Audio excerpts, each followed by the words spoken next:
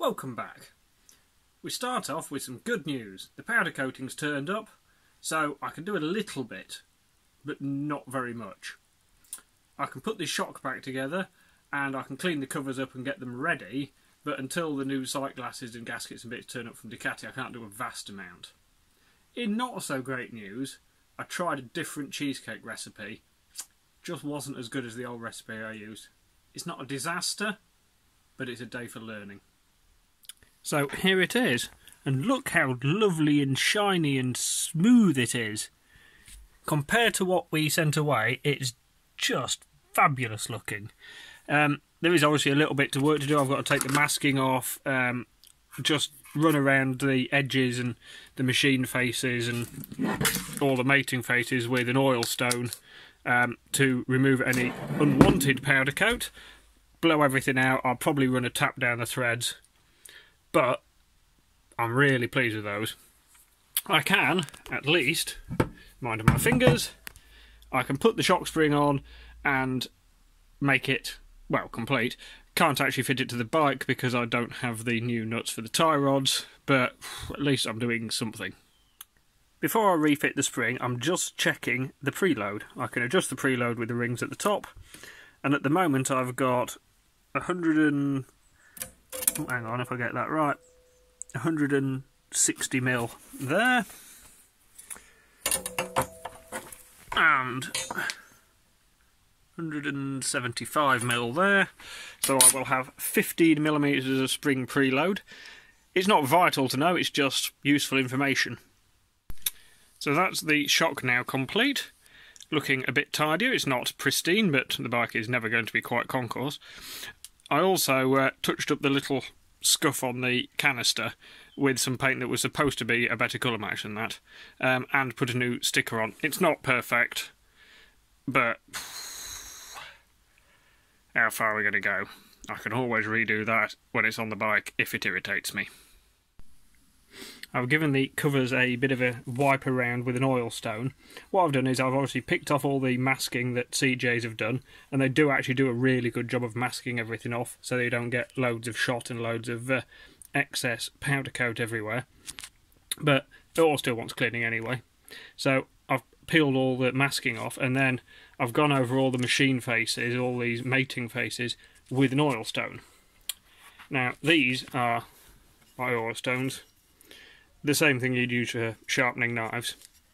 Now the idea of this is that it's ever so slightly abrasive, because it's sort of hard and stony, but it's also perfectly flat.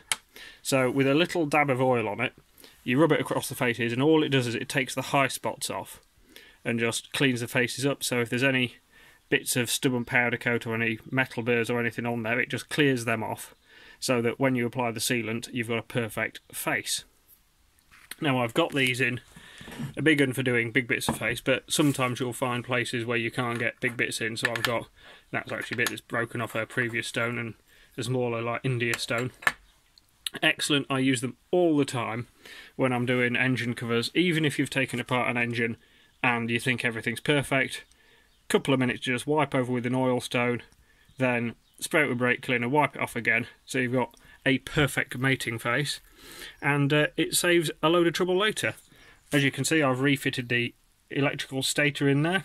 I've also been round and tapped all the holes out. Unfortunately, I do now need to wait for the sight glasses and the seals and bits, because I don't want to refit the old sight glasses. But at the moment, everything's looking really good. We're just going to be playing a waiting game again.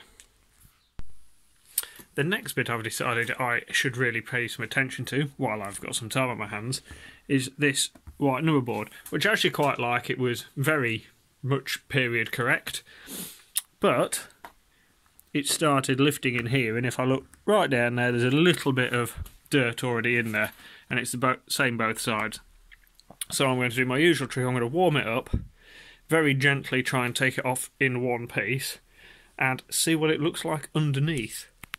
A couple of little things that have become obvious fairly quickly. There's been, over the years, quite a lot of dust and dirt get down there, and also, it's been on for so many years, it's actually a slightly different colour. because the rest of the paintwork's faded ever so slightly. So what I'm going to do is I'm going to give the front fairing a really good polish. A few minutes with the polish and it's cleaned up pretty well. There's no permanent colour match issue. It's actually come back fine there, but there is a few stone chips and a few little marks and bits. So what I might do is get some vinyl, use the old sticker as a template, and see if I can make something to replace it that looks quite reasonable.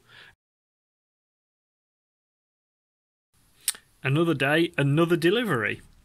Although the brakes that are on it are probably okay, I've decided itchy brakes, they don't just want to be okay, they want to be tip-top.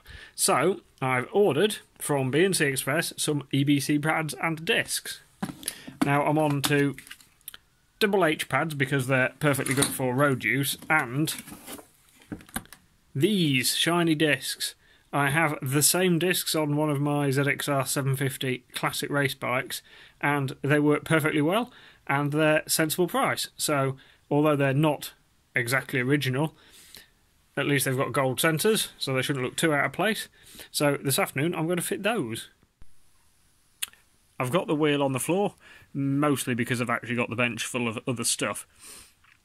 What I'm going to do, because the disc bolts will probably not have been undone in the 20 years that the bike's been around, is I've got a decent, good quality, admittedly slightly bent socket Allen key. I'm going to put it into each one. I'm actually going to give it a bit of a tap with a hammer,